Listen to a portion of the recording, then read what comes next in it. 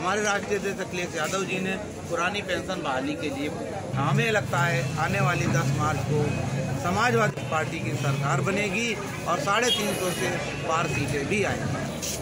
चंद नेताओं ने एक ऐसा हिंदुस्तान कर दिया, बेजान इमारतों को हिंदू मुसलमान ने।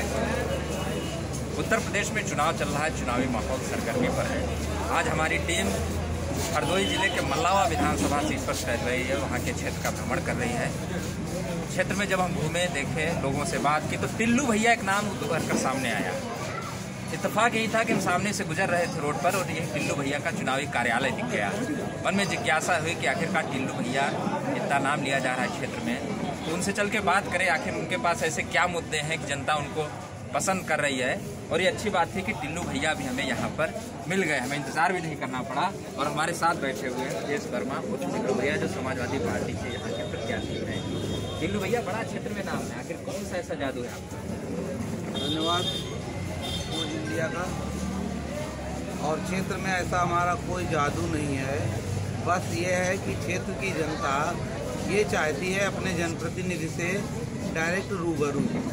हमने जनता के बीच में समय दिया, जनता की बातें सुनी और उनकी जो परेशानियां थी उन पर गहनता से विचार किया। और उसके बाद में समाजवादी पार्टी से मैं 159 किलोग्राम मल्लावा हरदोई का प्रत्याशी हुआ और बराबर जब से मैं टिकट मिला है और उससे भी 5-6 महीना पहले से बाकायदा जनता के बीच में जाकर उनकी परेशानियों को सुन के और उनको निदान के लिए आश्वासन दे करके समाजवादी पार्टी की विचारधारा को उनके सामने रखा। समाजवादी की ऐसी बहुत सी योजनाएं हैं जिनको उनके सामने रखा, जिससे उन्होंने हमें बहुत प्यार दिया, समर्थन दिया और हमें लाइक कर रहे हैं। जैसे कि पुरानी पेंशन थी, किसी भी सरकार ने उस पर ध्यान नहीं दिया, किसी भी सरकार ने नहीं सुना। हमारे राष्ट्रीय अध्यक्ष अखिलेश यादव जी ने पुरानी पेंशन बहाली के लिए, तो हमारे जो भी राज्य कर्मचारी भाई थे सब के सब एक आशा और उम्मीद के साथ में समाजवादी पार्टी से जुड़े और उनसे हमें जन समर्थन अच्छा खासा मिला, जिससे कि हमें लगता है आने वाली 10 मार्च को समाजवादी पार्टी की सरकार बनेगी और 350 से पार सीटें भी आएंगी। दावा आपका खूब है, दावा हर कोई नेता करता है। आपके क्षेत्र में किसानों की समस्या बड़ी है और इस समस्या को लेकर बात हो रही कि भैया आएंगे, क्या विजन है कि कैसे इसको? हाँ, ये जो समस्या आप सांडों वाली बोल रहे हैं, सांड के साथ में गाय और ये क्षेत्र में घूमती हैं, तो जो रोड पे होते हैं वो जनमानस को एक्सीडेंट करके नुकसान देती हैं और बाकी फसल खाती हैं जो किसानों को नुकसान देती है। ये इसकी सबसे बड़ी जो खामी है, जिसकी वजह से खेत में या रोड पे तो जो बने हुए गौशालाएं हैं उनमें किसी भी चीज़ की कोई व्यवस्था नहीं, ना चारे की व्यवस्था है, ना पानी की व्यवस्था है, ना छाया की व्यवस्था है, ना वहाँ सफाई के कर्मचारियों की कोई व्यवस्था है। तो जब इतनी अव्यवस्थाएं होंगी तो जाहिर सी बात है वो रोड पे ही नजर आएंगी या खेतों में नजर आएंगी। खेतों में होंगी तो किसानों को नुकसान देंगी और रोड पे होंगी तो जानवरों को। बिजली, पानी, सड़क, जमीनी मुद्दे हैं, क्षेत्र का भ्रमण किया आपने। भारतीय जनता पार्टी दावा कर रही है कि लगभग 90% जो उन्होंने संकल्प पत्र में वादा किया था पूरे हो चुके। आपने देखा, आपको क्या लगा? ईमानदारी से एक नेता है, ईमानदारी से मैं क्या जवाब? मैं पूरी ईमानदारी से जवाब दे रहा हूँ। हमारे विधानसभा में 706 गाँव और शायद मैं 706 गाँवों का भ्रमण किया। ऐसे 20% से ज़्यादा गांव हैं जहां आज भी आज़ादी के बाद से कच्ची की कच्ची ही सड़क है। और जो योगी बाबा ने गड्ढा मुक्त सरकार का वादा किया था तो वो गड्ढा युक्त सरकार में ट्रांसफर हो। तो ये तो हो गई सड़कों की हालत। और बिजली की हालत, गांव में चले जाइए, मेरे खुद के गांव के विधायक जी हैं और तार को जब कोई ट्रैक्टर भी अगर कुछ अपनी ट्रॉली पे लोड करके निकलता है तो तार को उठाना पड़ता है, नहीं तो ट्रैक्टर ट्रॉली में टच हो जाएगा। और इससे ज़्यादा आप क्या सबूत लेंगे? इन सब से इधर टिल्लू भैया के पास क्या विजन है क्षेत्र? देखिए, सबसे जो हमारे पास अच्छा विजन है वो हमारी समाजवादी पार्टी द्वारा दिए गए संकल्प पत्र में ही इतना सब कुछ है। 300 यूनिट बिजली फ्री है, किसानों की MSP गारंटी है, गन्ना किसानों का तुरंत भुगतान है और छोटे किसानों को 5 बोरी खाद भी मुफ्त में है और नौजवानों को 22 लाख IT सेक्टर में नौकरियां हैं, 11 लाख जो रिक्त पद पड़े हुए हैं उनको भरने के लिए है, नौजवानों को और छात्रों के लिए पढ़ाई की पूरी व्यवस्था है, पास होने पे अच्छे नंबर लाने पे लैपटॉप वितरण की व्यवस्था है। कुछ अलग से है, बता रहा हूँ।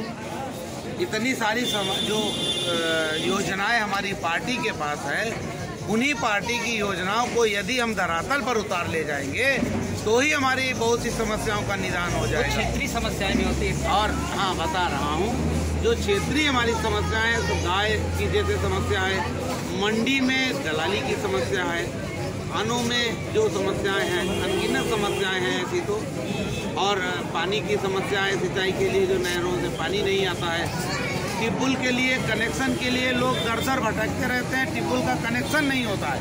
उनको मैं कनेक्शन करवा के दूंगा तो उनके खेत फसलें लहलाएंगी, खुशहाली आएगी। भाई जब सुविधाओं को हम धरातल पर उतार देंगे कागजों से तो अपने आप सारी समस्याएं दूर हो जाएंगी। अब अगर किसान ज़्यादा उपज कर ले तो खरीदने वाला नहीं है कोई, और अगर उसको खाद की जरूरत है तो वो भी नहीं है। अगर सब कुछ समस्या है तो गायों की समस्या है। तो यही तो समस्याएं लोगों को जीने नहीं दे रही हैं और वही समस्याएं को दूर करने के लिए मैं आया हूँ। राजनीति में बात करते हैं, क्षेत्रीय जातीय समीकरण, इसके बारे में आपका क्या कहना है? क्योंकि लोगों से बात कर रहे हैं तो लगभग सभी पार्टियों के जातीय समीकरण सभी पार्टियों के साथ फिट बैठते हैं। आप देखिए, जातिगत समीकरण या जातीय व्यवस्था पे मैं ज़्यादा विश्वास नहीं रखता हूँ। जो व्यक्ति काम करेगा वो व्यक्ति जनता का प्रिय होगा और जनता उसी को जिताएगी। और रही बात मेरी पार्टी की, मेरी पार्टी ने 5 इंटरनल सर्वे करवाए हैं। उन सर्वे में जो व्यक्ति जीतने योग्य पाया गया उस व्यक्ति को टिकट दिया गया। राष्ट्रीय अध्यक्ष मेरे ऑलरेडी मंच से कहते हैं कि जिताऊ कैंडिडेट को ही टिकट दो, तो जाति का कोई मतलब नहीं है। और हमारी इस पार्टी में एक गुलदस्ता के समान हमारी पार्टी है, जिसमें आर्कवंशी भी है, उसमें मुस्लिम समुदाय भी है, उसमें यादव समुदाय भी है, उसमें पटेल समुदाय भी है, उसमें कश्यप कुशवाहा समुदाय भी है, सभी जाति वर्ग के लोग हैं। तो जाति का मतलब ही नहीं है हमारी पार्टी में। टिल्लू भैया अपना सीधा मुकाबला किससे मानते हैं? हमारा मुकाबला हम किसको कहें अपना मुकाबले में? भाजपा के 2 प्रत्याशी, भाजपा के एक हमारे वर्तमान विधायक हैं वो भी प्रत्याशी, भाजपा से जिनकी पत्नी मंत्री हैं आयोग में वो भी उनके भी पति प्रत्याशी हैं बसपा से। तो हम तो दोनों को भाजपा ही मानते हैं। तो हमारे मुकाबले में कौन है? हम किस भाजपा को कहें कि बसपा को कहें? तो मान लिया जाए आप अकेले चुनाव लड़ रहे हैं? नहीं, अकेले तो नहीं लड़ रहा हूँ, प्रत्याशी तो 13 हैं, 13 प्रत्याशी लड़ रहे हैं चुनाव। मुकाबले की आपने बात की तो मैं किससे मुकाबला करूँ? 2 भाजपा वालों से करूँ कि जीत को लेकर कितना आश्वस्त है, कितने मार्जिन से आप जीत रहे हैं? 100% मैं जीतूंगा। क्यों? क्योंकि मैंने मेहनत की है, मेरे साथ पूरी जनता खड़ी है। जब मैं कहीं भी निकलता हूँ,